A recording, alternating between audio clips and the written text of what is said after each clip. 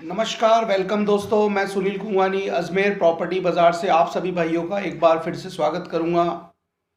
आज हम जिस विषय के बारे में डिस्कस करेंगे वो बहुत ही इम्पोर्टेंट टॉपिक है कि प्रॉपर्टी जो अजमेर में बिक रही हैं, जो ख़रीद फरोख्त हो रही हैं, उसमें कितने प्रकार के टाइटल हैं, उसके बारे में क्या क्या चीज़ें जो रिक्वायर्ड होती हैं, जो इम्पोर्टेंट चीज़ें हैं, जो कागजात होते हैं ज़रूरी, वह कौन कौन से होने चाहिए, उन चीज़ की जानकारी आप सभी लोगों के लिए बहुत बहुत ज़रूरी है। तो इसी के साथ मैं स्टार्ट करूंगा। हमारे यहाँ अजमेर में मुख्य 4 प्रकार की प्रॉपर्टियाँ हैं जो बेची जाती हैं। पहला होता है पीपी लैंड, जिसे निजी संपत्ति कहते हैं या इंग्लिश में प्राइवेट प्रॉपर्टी भी कहते हैं। ठीक है, तो प्राइवेट प्रॉपर्टी क्या होती है? कई बार जमाबंदी में हम देखते हैं कि निजी संपत्ति घोषित होती है। ठीक है, तो इसका मतलब होता है कि वह ज़मीन या वह आवास निजी संपत्ति घोषित है। इसका मतलब है कि उस संपत्ति पे किसी भी निकाय का या किसी भी सरकारी तंत्र का कोई भी इस पर कोई भी प्रभाव नहीं है। या आप यूँ कह सकते हैं कि निजी संपत्ति का मतलब ये होगा कि आपको जब भी इसे बेचना पड़ता है तो किसी भी निकाय से आपको कोई भी एनओसी, कोई भी हस्तांतरण या कोई भी नामांतरण कराने की ज़रूरत नहीं है। आप सीधी उस प्रॉपर्टी को बेच सकते हैं बिना किसी निकाय से अनुमति लेकर। ठीक है, तो ये होती है निजी संपत्ति, जिसे हम प्राइवेट प्रॉपर्टी कहते हैं। ठीक है, और मैं सबसे उत्तम इसी प्रॉपर्टी को ही मानता हूँ। वजह यह है कि ये लोनेबल भी होती है। मात्र आपको नक्शा पास कराना होता है मकान का और स्वयं लोनेबल हो जाती है, और आप किसी भी राष्ट्रीयकृत बैंक, जिसे नेशनलाइज बैंक कहते हैं, चाहे वो एसबीआई हो, बीओबी हो, आराम से आप उस पर लोन ले सकते हैं, बशर्ते आपकी सिबिल और प्रोफाइल मजबूत होनी चाहिए। दूसरी प्रॉपर्टी की जो हम बात करेंगे वह है एग्रीकल्चर लैंड, जिसे हम कृषि भूमि कहते हैं। कृषि भूमि में एक जमाबंदी होती है, उसी के अनुसार ही उस मालिक का पता लगाया जाता है। आज की डेट में जो भूमि की पैमाइश की जाती है वो हेक्टेयर्स में होती है।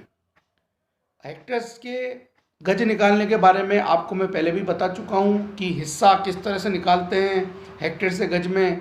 अगर किसी का हिस्सा 2/13 हो, 5/16 हो, 1/2 हो, 1/4 हो, तो किस तरह से गुणन या भाग किया जाता है, यह मैं अपने पिछले वीडियोस में बता चुका हूँ। ठीक है, और भी किसी तरीके की कोई पैमाइश के बारे में आपको जानकारी लेनी हो तो आप मुझे मेरे व्हाट्सएप पर मैसेज कर सकते हैं या मुझे कॉल कर सकते हैं। ठीक है, कृषि भूमि में आराजियत होती है, खाता संख्या होती है, खसरे होते हैं।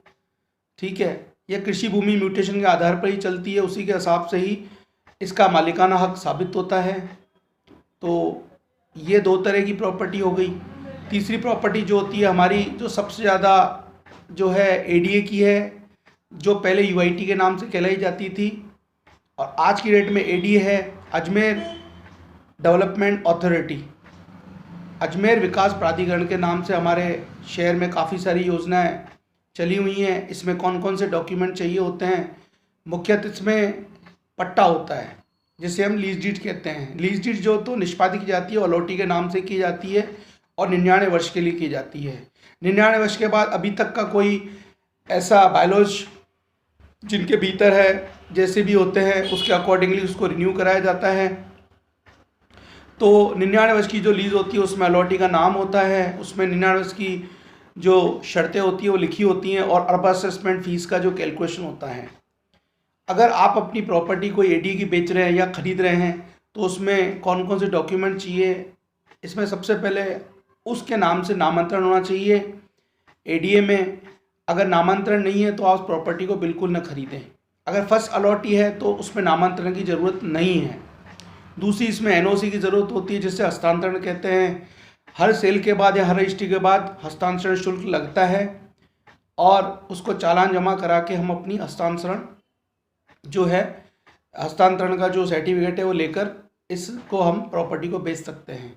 ठीक है, तो म्यूटेशन होता है, नामांतरण वह ज़रूरी है, और एक होता है हस्तांतरण, जिसे हम एनओसी कहते हैं। ये 2 डॉक्यूमेंट बहुत ज़रूरी है।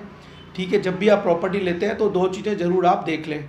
और तीसरी चीज़ ये आती है कि लीज़ जो होती है 99 वर्ष की, पूरी भरी हुई है कि नहीं भरी हुई है। अगर भरी होती है तो आप लीज़ मुक्ति प्रमाण पत्र ज़रूर लें।